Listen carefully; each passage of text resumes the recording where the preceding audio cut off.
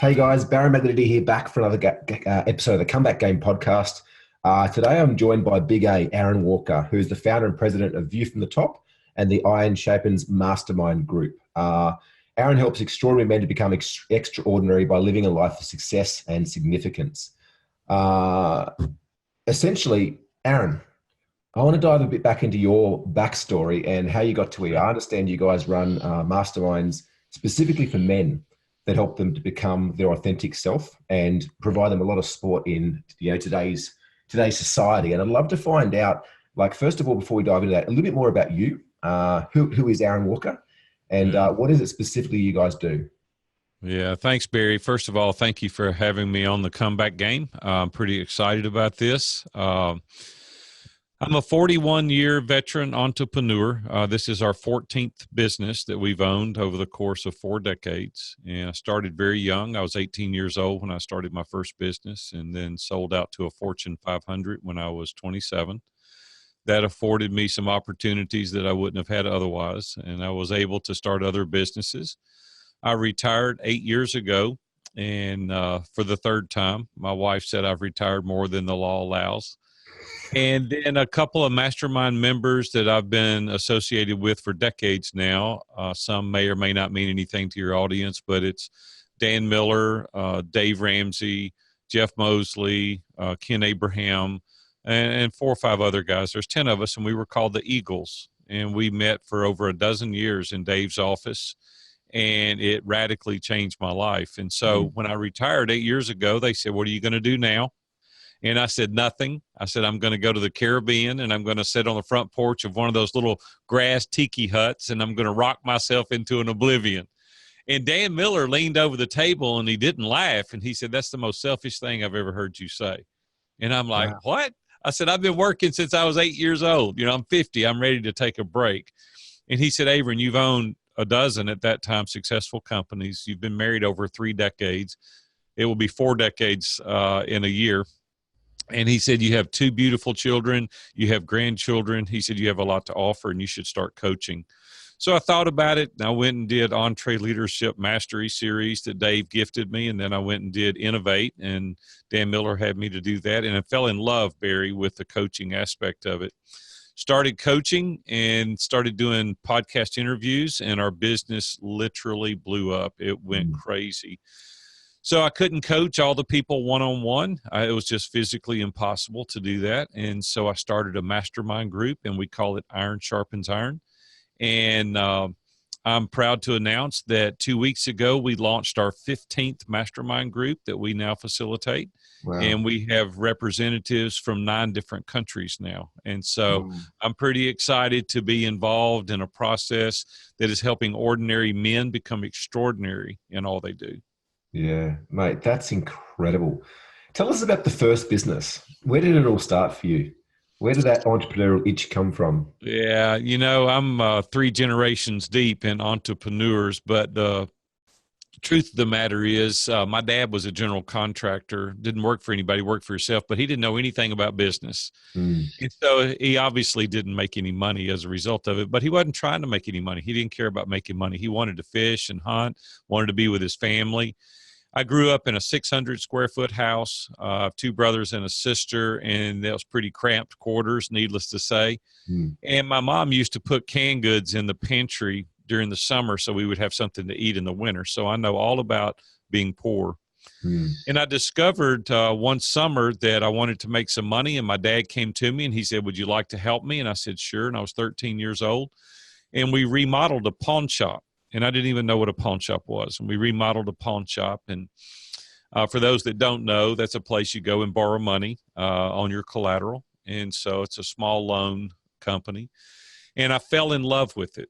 And when I was 15 years old, I decided that's what I wanted to do for a living. And so I went to summer school and night school. I was able to get enough credits to graduate at the beginning of my junior year in high school.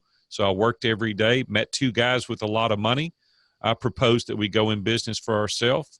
So we took their money and my experience, and we opened our own. And a year later, I got married. I waited on my wife to get out of school. 2 weeks out of high school, we get married. And then last Friday, we celebrated 39 years together. So I'm pretty Wow. excited about that as well. Congratulations.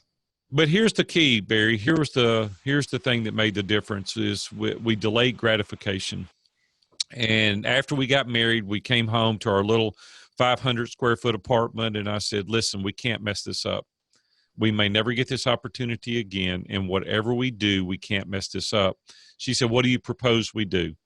I said, "I want to take every dollar that we make in this new venture and I want to pay it on the loan." She said, "We have 10 years to pay it back." And I said, "No, we're not going to take 10 years to pay this back. We're going to take every dollar we make. We're going to live on crumbs and we're going to pay every dollar." I paid a 10-year loan off in 36 months Wow. and we poured every bit of the money. So now I'm 21 years old. We have a paid for pawn shop. And then I did it again. Then I did it again. Then I did it again. I just kept repeating that process. And then when I was 27 years old, a Fortune 500 company out of Fort Worth, Texas, approached me and wanted to buy the business. And they made me an offer that I couldn't say no to. And so I sold the business. And that put me on kind of a trajectory to do other ventures. It was kind of the springboard. And then we went on to build other successful companies. Wow. Wow. Mate, incredible start to your business journey. What were some of the challenges you had to overcome? Because I can imagine that a lot of the guys and girls that are watching, listening to this today, are like, yeah, cool. So, typical rag to riches story. You grew up poor, got a break in, built this business, got bought out, which is a springboard. But you know as well as I do that there's a lot more to that journey than this. Sure. What were some of the challenges that you had to overcome, or some of the adversities that came through at that point in time? Yeah. Barry, a lot of the problems for me early on was myself. It was limiting beliefs that I had the skills, the education, the reputation, the resources, and I didn't have any of that. I mean, I barely had a high school education.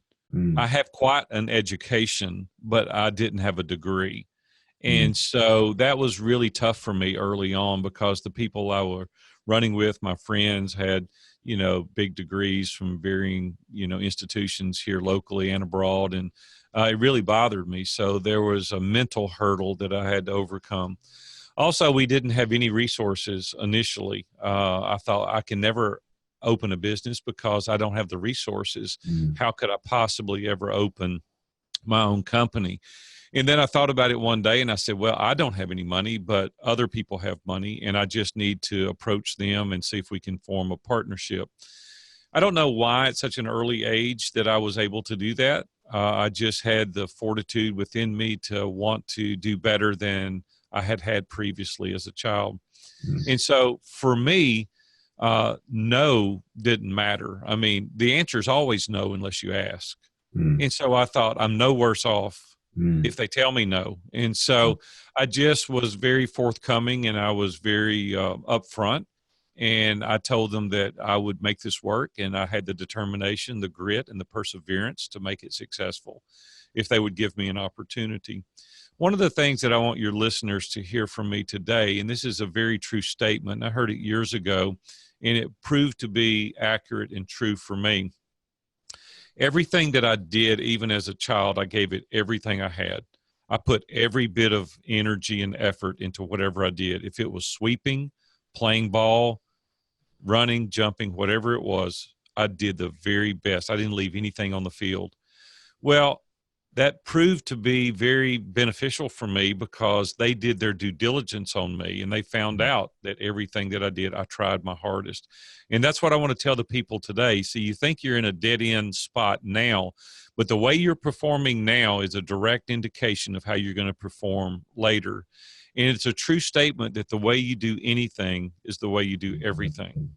And that was true for me. And so these gentlemen saw something in me that I was willing to give that level of grit and determination and perseverance. And I did. And literally, not figuratively, literally, there were opportunities for me to go home and I didn't. I chose to stay at the office and I worked. And I'm not proud of that necessarily, but I literally, times didn't go home. I would wash up in the sink and change clothes and I would be ready for the next day. And I would go out every single night and I would knock on doors and distribute flyers that we would put on car windows. And I would do whatever it took. I would clean the showroom at night. I would put up stock at night. I would wait on the customers during the day. And we did this day in, day out, month in, month out. And that is the reason that we've had a measure of success in all the businesses that we've had, is because I don't believe in the word can't. My mom told me when I was a kid, she had this little saying, it was can't, couldn't do it, and could did it all. And I didn't like that then as a child, but I've adopted that as my life mantra, even named the first chapter in my book, Can't, Couldn't Do It, and Could Did It All. Carol Dweck talks about in her book Mindset having a growth mindset, not a fixed mindset. My mom wasn't even aware of it at the time, but she was teaching me to overcome these hurdles and obstacles. And so that's the reason that I had that level of determination as a child. So tell me, like you mentioned before around limiting beliefs, and I'm curious to understand your perspective around, we meet many people that have got beliefs, limiting beliefs that you have to work hard to make a living. And if you look a lot on social media, there's portrayed, people like Gary Vaynerchuk talk about, you have to grind 20 hours a day if you want to be successful. And I'm interested to hear your viewpoint on this, because understanding, from what you just shared, you did grind a lot growing up. And from what I've seen is that, I've seen so many broken families as a result of that. The husband or the wife going to work, working huge hours, not being there for their partner, not being there for their Absolutely. Kids. Yeah. How did you balance and maintain a loving relationship with your wife, who you're about to be married to for the last 4 decades, which is incredible? Obviously, kids, social life, things like that, while still putting in so much grit to the business. Barry, I'm very transparent, and I'm going to be very vulnerable with you as well. I didn't always have the sense of balance that I needed. And I was that person that Gary Vee's talking about early on, and almost lost my family as a result of it. And what I discovered through that process was that you come home with a pocket full of money to a house full of strangers. And then what good has it done you? And so what would happen is that I could have lost my family and I would have been a rich, lonely guy. And I discovered through a horrific automobile accident in 2001, I ran over and killed a pedestrian on my way to the office. And it radically changed my perspective on life. Life is so fragile, and it can be taken from us in a nanosecond. So what happened is I'd left 7:30 in the morning on August 1st, 2001. I was headed to the office. I worked 3 days a week. My partner worked the other 3 days, and we had done that for 9 consecutive years. My life was an adventure, and it was utopia. I mean, I got to do things that a lot of people don't get to experience. And I had the vacation home. I had the big house locally, the cars. We had all the things. But what I didn't really pay attention to was I had success financially, but no significance. And what I discovered through that automobile accident is that life is fragile. It can be taken in a moment. And I really need to invest in the things that matter. Now, don't hear me wrong. I don't want your listeners to go, oh, yeah, here it goes. Money's not important. That's not true. Money's very important. Yeah. And I hate it when people with money go, money's not important. I want to go, you liar. It is important. Let's take it away from you and see how important it is. Yeah.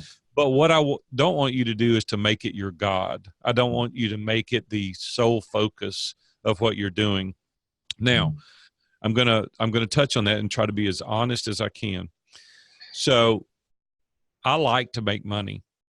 It's a motivator for me because I like to have nice things. I like to take nice trips. I like to give money away. I'm a giver, 10% of what I make goes to our local church. I'm a Christian by faith. And so I tithe on that's what 10% is. And I give that. I enjoy doing that. I enjoy blessing my children and my grandchildren. I like to do that. But what I don't want to do is to make that the primary focus. Here's what happens is that you get money, and especially when you don't have any money, you get money and you think it's going to scratch this itch, and it does for a few minutes. Yeah. And then you go, man, that felt pretty good, and then the newness kind of wears off of this new thing. And then you go, man, but if I could make just $50,000 more dollars, then I could really become complacent and easy, and I'd be very content, and my life would be better, and I can do. And then you get there and you go, wow, that wasn't that difficult to make. And I bet if I made 50,000 more, I could put a little more in savings, have a little more security. And see, it's elusive. It's a slippery slope. Mm. No tangible possession or title is ever going to scratch the itch like you think it's going to. See, the only thing that's going to scratch the itch is purpose, right? Purpose and meaning. And you've got to figure out what that is. You've got to figure out your why. And once you discover that, then you're on a path to having a life full of success and significance. Yeah. Yeah. I thoroughly agree with that. Purpose, passion, profit, Yeah. If we loop back to that for a sec, right? How do you feel is the differentiator? Because the other side of this too is that we meet a lot of people that are working ridiculous hours. Ridiculous hours. I met a poor woman yesterday, and not a poor woman, an amazing woman, right? But she's in this business that's unprofitable. She's working 7 days a week, 12 hours a day. Her husband's working on another business about the same time. Their relationship's kind of fallen apart, and they're in a huge amount of debt. What do you think is that key differentiator for you that was able to not only put the work in, but actually gain momentum and actually move forwards with what you were doing to end up where you were? Because you can put the work in and still stay in the same spot, right? Sure. Yeah, there's a couple of things that we need to talk about around your question. First and foremost, the reason those people are in the predicament that they're in is they don't know what they want. I wrote a document titled that, titled, What Do I Want? And I get the privilege of coaching men all over the world, and I talk to them regularly about this topic. And I'm not going to put you on the spot, Barry, but hypothetically, if I were to ask you, if geographically or financially there were no limitations, what would you do tomorrow? The majority of people can't answer that. They're like, I don't know. I don't know what I would do. And I would say, how much money do you want to make? Normally the answer is just a little more. What is it that you want out of life? What is it you want out of your relationships? What do you want out of your life from a spiritual standpoint? What kind of house do you want to live in? How much money, recurring revenue do you want? I don't know. They can't answer that. So it's elusive because they're trying to obtain something that they don't know what they want. And I help people discover that. I know exactly what I want. I know how much money I want to make. I know where I want to go. I know the kind of house I would live in. I know the amount of money I want to give away, etc. You see, it's easy to live your life proactively instead of reactively if you know what it is that you're trying to achieve and obtain. Usually it's a little more, bigger, better, shinier, faster. Just give me a little bit more. And then when you get that, and I'll give you the example, and I did that. So I'm not casting stones. Yes. I did that early on. But then when you get it, it's like, okay, that was cool.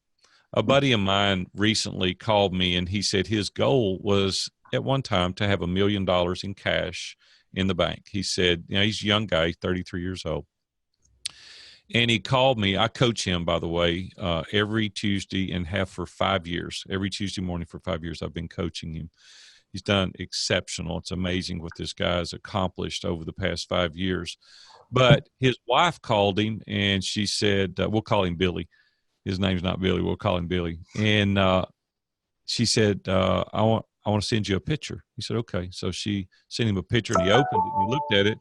And it was a picture of their bank account, and it had $1 million and some change in it. And he sat there and he smiled for a minute, and he goes, well, that was good. And then he went right on. It was like it wasn't what he thought it was going to be. And my point in telling people that today is to not demotivate you, but it's to motivate you to prioritize your priorities, to really discern for you what is important and really figure that out and spend the time. See, there's not really such thing as balance. You should be really out of balance. Really what you should do is focus your efforts and energy on the 5 things that matter. And if you do that, you'll be in perfect harmony. Yeah, there's a contradiction that balance is a straight line, but balance is more an equilibrium of ups and downs. And Right. For me, it's been learning how to self-calibrate when you're too far swung one way. At some Right. point in life, business might require more of your energy and Sure. attention, your And you partner need or to your do it. children or your health. Absolutely. Absolutely. And you should give it that. And balance means equal on both sides, right? And so I don't want to be equal on both sides. I want to allocate a certain amount of time that's special, for my faith, for my wife, for my children, for my grandchildren. And, I could take more and more clients and I could fill it up, but I'm like, for what? So you got to ask that question. Why are you doing that? And we don't take the time to ask ourselves these difficult questions. And that's the reason. The other thing is the amount of debt. Now, I'm not anti-debt. I think real estate is a pretty good thing, quite honestly, to leverage because it's an appreciating asset. And historically speaking, you can make money even there. But depreciating assets, we certainly don't want to have debt. Here's the bigger thing that Robin and I discovered early on in our career. Dave Ramsey, there again, may or may not be known as well in your sphere as it is here in the U.S., but he's a very popular radio show talk host, and he's on 800 radio stations, has 12 million listeners a month. And so he's the second most listened to radio talk show host. He and I have been best friends since the early 90s, and so I've been around him a lot, and I've seen what debt does to people, right? And what happens is we start making a little more money, and so then we go and increase our lifestyle. Robin and I chose not to do that even at 19 years old. We said we're going to take the surplus and we're going to apply it to the debt and get ourselves in a good position. So we lived on much less than we could have. And then we took the difference and we invested it into other properties and we invested into our business, and it grew exponentially. So interest is a great thing if it's working in your favor. Yeah. And it's a real detriment if it's working against you. So I want to encourage your listeners today to get out of debt, to stop the bleeding, to say, you know what, I'm not going to try to keep up with the Joneses. I'm not going to try to do things that are outside of the realm of possibilities of what I can afford. And I'm going to do the right thing slowly. The other thing that keeps people really on the edge is keeping up with the Joneses. It's always trying to compare and compete. And I want to encourage your listeners not to do that either. If you'll just take fundamental practices in doing good stewardship, you can get yourself into an amazing position to increase your availability and then to take those resources and grow your business. Yeah. And is that what you were leering to earlier in the conversation when you talked about the immediate gratification? You guys delayed the gratification when you started the pawn shop. Yeah, we did, because we could have easily tripled or quadrupled our income, and we could have bought a much nicer house. Here's funny, Barry. I bought a condo when we first got married. I paid $19,500 when we got married. It was 530 square feet. Like you sat on the toilet and your foot's in the shower, right? It's so small in there. I couldn't raise the stove and walk past my wife. It's tiny, tiny little place. And we lived there about 18 months. Well, here's what's cool. Even back then, that was in 1980, I had bought 3 of those units, $500 down. I rented 2 of them out. We lived in one of them. So I had $1,500 invested. 18 months later, I sold it. I made $30,000 off a $1,500 investment. I took that and went and bought a $79,000 house, paid half of it. Even after a couple of years of marriage, I was able to pay half of it. And we lived there 5 years. I could have lived in a house 3 or 4 times that size. I could have driven a much nicer car. But what we did is we kept putting the money back into the business to grow the business. And it's just delaying the gratification. Now, I'm not super wealthy. We're comfortable. But now we have income in perpetuity on investments that we've made. And then now I get to work because I want to work, not necessarily because I have to work. There's not anybody out there that can't do the same thing that's listening to my voice right now. A lot of people hear my story, as you said earlier, rags to riches. There's no reason that anybody can't do it then. If a poor kid from Nashville, Tennessee with no education can do this, anybody listening to my voice can do it. Yeah. It's having the willingness to apply yourself, and you talked about before, like the discipline, the grit to do it. Often I meet people that try to compare their first chapter to someone else's 5th chapter. Like Good. things were just as hard back then as Yeah, they are for now sure. in different ways. Well, the thing is the one of the strongest assets I have. There's two things that I have that I want to encourage your listeners, to hear, and I'd like to talk about this a little bit. One is consistency, and one is building relationships intentionally. Those two things have paid the biggest dividends for me personally. Let me talk about that just for a moment, if I Yeah, may. please.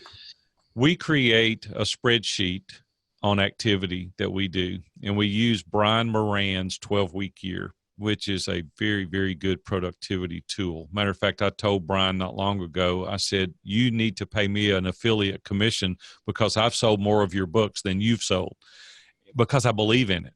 I don't make a quarter off promoting his products, but they work, and it hyper focuses you on 2 or 3 goals at a time.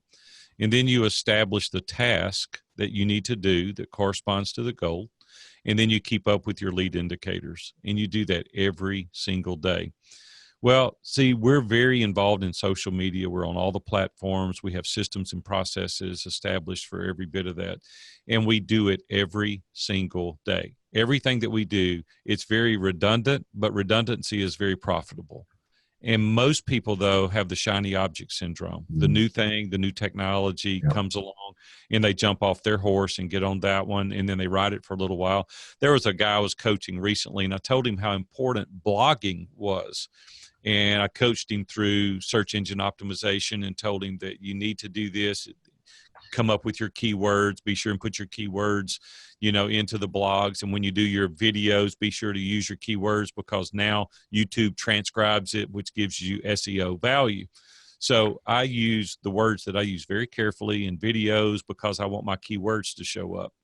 And I was telling him how to do it, and he started doing it. And so I checked back with him, and I followed up behind him, and excuse me, I got this little tickle in my throat. And so I followed up behind him, and I noticed that he quit. And I called him for one of our calls one day, and I said, hey, what's going on, Chad? And he said, I tried that for 6 weeks, and it just didn't work. And I said, 6 weeks? I said, I wear shirts longer than 6 weeks. What do you mean 6 weeks? And he said, well, I just didn't get the return that I thought I should get. Well, Barry, I'm not saying this to boast, but I've written thousands, probably by this point, blogs. We do hundreds of Facebook Lives a year. I've been on over 1,000 podcast interviews in the past 48 months. I spend a third of my time doing interviews now. And people say, why? I said, because it works. And if you continue to show up in a very positive way, day in and day out, people take notice. People don't stay with things long enough to get that critical mass. Yeah. And once you get a little bit of momentum, it really starts rolling. And so I just encourage people today for consistency. And the second thing is building relationships intentionally. By far, relationships trump everything. And if you want to be highly successful, build relationships very intentionally. Yeah. Coming back to what you said about consistency, it's like that exponential growth curve. Often, typically that entrepreneur mentality a little bit as well, is they want to apply themselves for a bit, but they want that immediate gratification. They want to instantly see that what they've done is working. This is where, things like social media, Facebook ads is great, but, there's still a lot of other old school methods, particularly when you talk marketing. SEO is another one. I was speaking to a guy the other day. He's got the biggest SEO agency, most successful in Australia.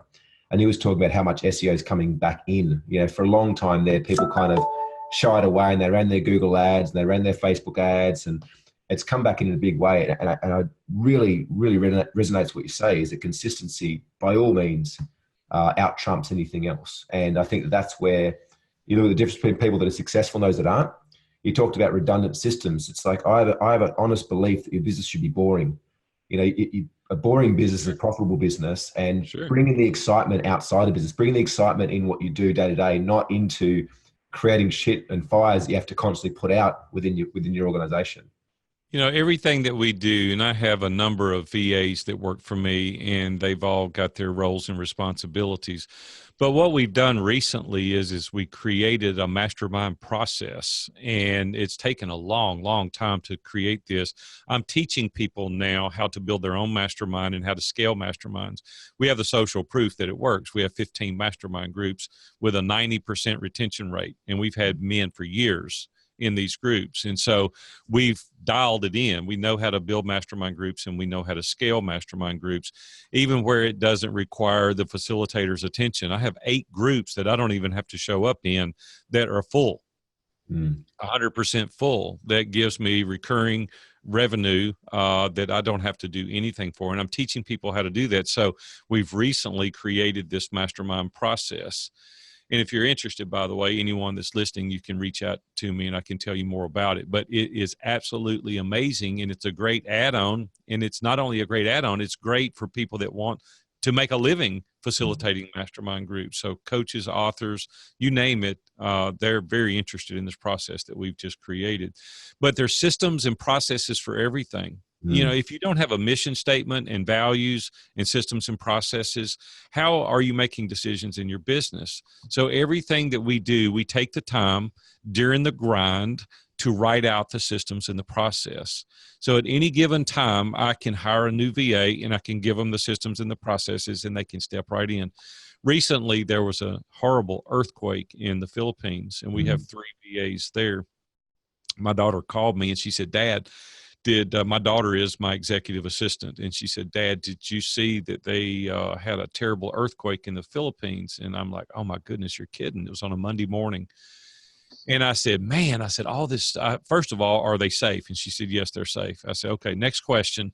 All of the things that are supposed to be taking place today, which was a Monday morning, are not going to happen." And she said, "Relax. We got systems and processes. I'll pull them up. I'll make sure they happen." And just like that, they went right. So we never missed a beat. Nobody ever knew. And so that's the problem. It's called the 30 hour. Barry, I'm so sorry that I'm coughing, but it's called the 30-hour rule. And if you've got, say, if it takes you 1 hour, you should be willing to invest 30 hours to train somebody to do that 1-hour task.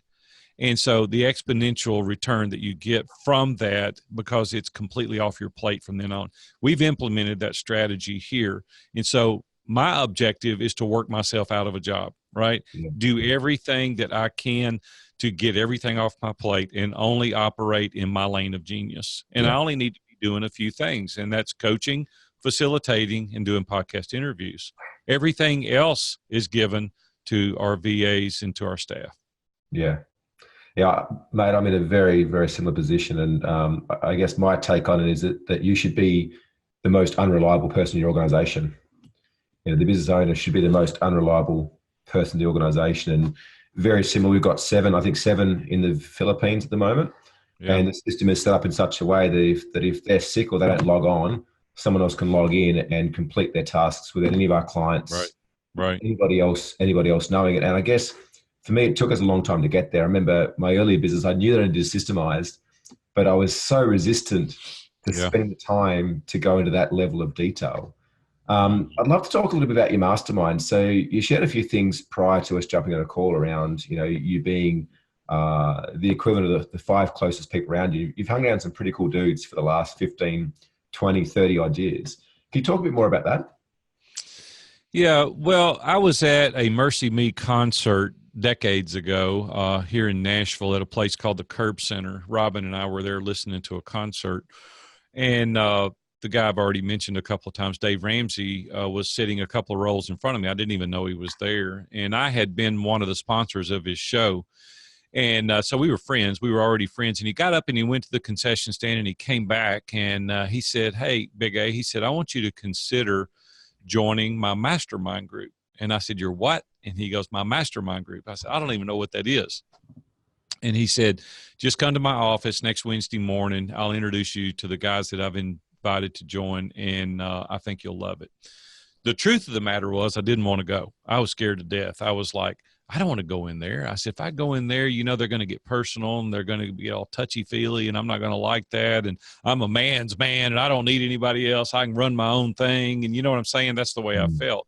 Now, bear in mind, Dave and those other guys didn't have these huge successful businesses that they have now then.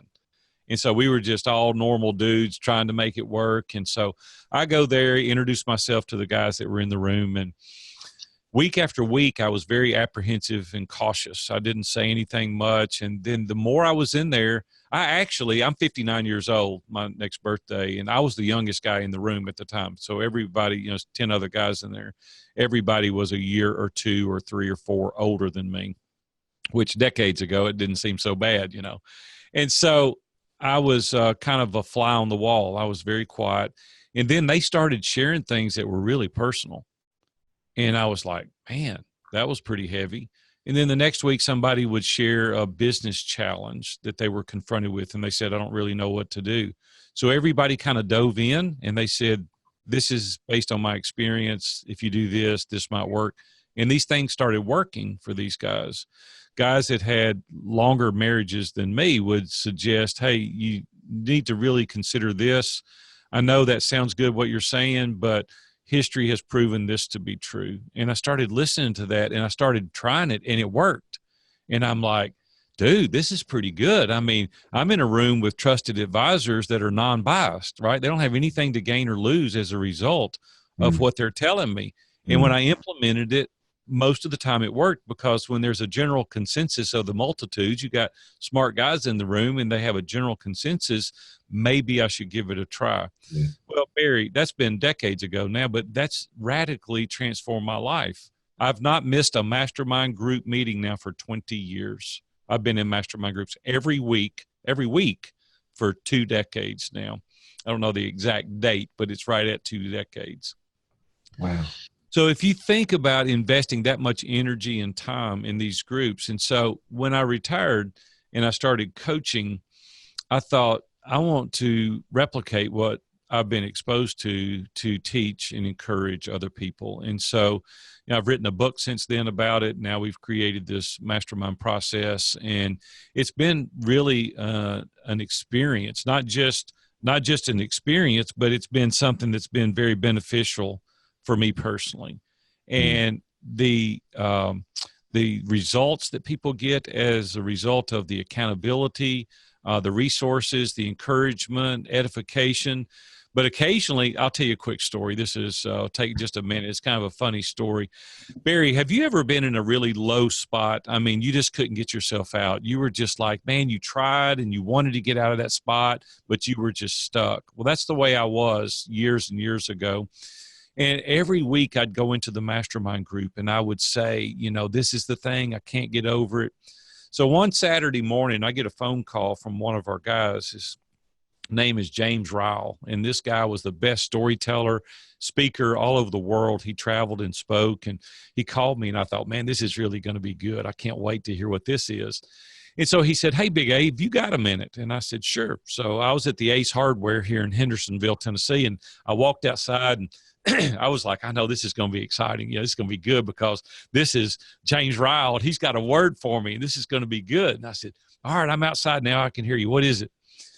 And he said, Big A, he said, you are wearing the hell out of everybody in our group. And I sit there and I started laughing. I said, what? He goes, every week you're complaining about the same thing. Every week, day in and day out. And he goes, you're wearing the hell out of everybody in our group. We're sick of hearing it. And I said, James, I'm sorry, man. I mean, I didn't know what to say, Barry. I was so taken back. I didn't know what to say. And he said, this morning, he said, I was praying. And he said, and I was looking in the book of Isaiah. And in there it says, take the chains from around your neck and move on. He said, it's time you were moving on. He said, I'll see you. I got to go. And he hung up. And Barry, I was so mad, I could have bit a nail in two. I thought, this guy has ruined my Saturday. He's pissed me off. What is he doing? And then I thought, it dawned on me. I said, this guy loves me enough to tell me the truth.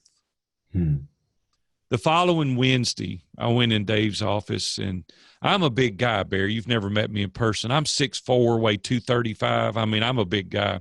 Well, James is about 5'8". He's about a buck and a half. I mean, he's a pretty small guy. I walked around the table. He thought I was going to hit him. I walked up to him and I hugged him, tears running down my face. And I said, man, thank you for loving me like you did. It changed my life. I was able to get up and move on. See, if you don't have people in your life like that, who's doing that for you? Like, who's telling you the truth? Who's telling you your Achilles heel? Who's telling you about your blind spots? Who's encouraging you when you need encouraging? Who's slowing you down when you need to be slowed down? When your marriage is falling apart, who are you talking to? When you're addicted to that substance abuse or pornography, who are you telling? That stuff's going to ruin your life and it's going to ruin your marriage. And I wanted to tell you right now, somebody get in a group with somebody and meet on a regular basis, because we were designed to be in community. We weren't designed to be alone. Isolation is the enemy to excellence. And if you want your life to make a difference, you need to get people around you. Big A, hit the nail on the head. So we've talked about a lot of different things and really, really enjoyed our time together. For everyone out there today, wherever they are in the world listening to this, I think in the last 12 months, we've had over 1 million downloads, which is pretty incredible. So what advice would you give the Comeback Nation? Like what you just shared there about masterminds is awesome. And if you look back at your life over the last 4-5 decades, what have been the top 3 bits of advice you've been given from a mentor, from a friend, from your partner that have really resonated with you? Yeah, we've touched on a couple of them, and just to revisit that, consistency. If you're not going to start something and do it consistently for months and even years, don't even start doing it. Build those relationships very intentionally. And every single day, I reach out to people every day. I'm doing videos for them. I'm calling them when I don't want anything. I'm checking on them relentlessly. I've got a real base of solid friends, and I check on them regularly. I mean, daily. I'm talking to people when I don't want anything from them. There's 2 principles I live my life by. One is you've got to get that word can't out of your life, like we talked about earlier. You've got to believe in yourself. And if you don't believe in yourself, why should I believe in you? The second thing is fear. Most people are afraid, and historically speaking, they're afraid to fail. Well, I don't believe in failure. I believe you either learn or you succeed. And what I say is fear missing an opportunity more than you fear failure. And if you develop a mindset of can't, couldn't do it, and could did it all, you too will be successful and significant.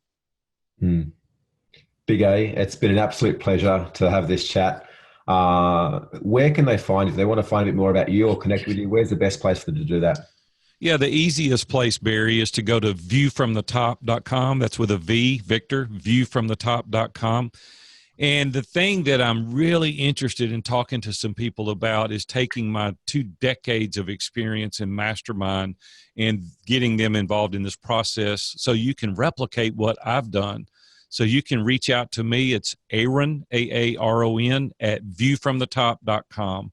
And let me tell you more about this process. It can radically transform your life. And at the same time, Barry, you can make a lot of money if you want to, if you're proficient at running and leading these masterminds. Yeah. Big A, thanks so much for your time today, mate. I really appreciate it and trust that all the viewers and listeners have got a lot of value out of it too. Thanks, Barry. I really enjoyed being with you.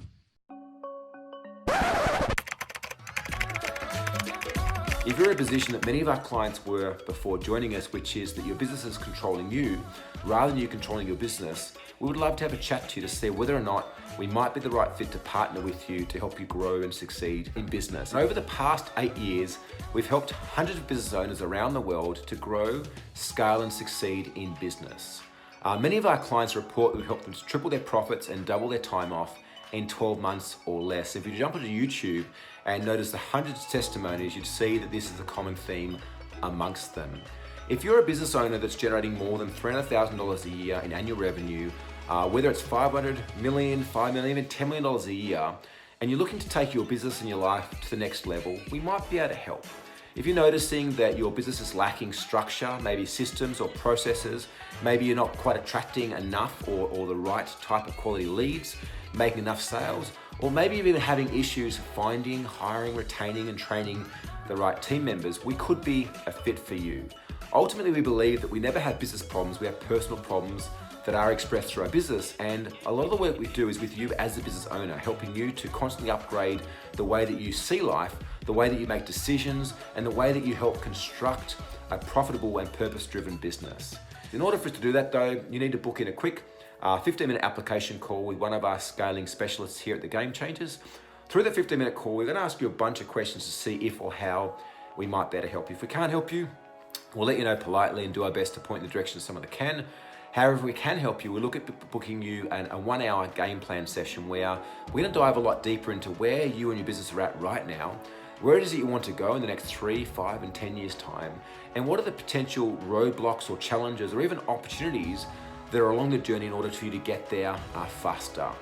If you're really feeling that it's time for you to experience the love and the joy of running a business again, if you're really wanting to experience a business that does actually operate without you while still producing profit, we may very well be the right fit. So book in a 15-minute call, we can have a chat and see where we go from there. My name is Barry Bodidi, and thanks for listening. Hopefully we'll get a chance to talk soon.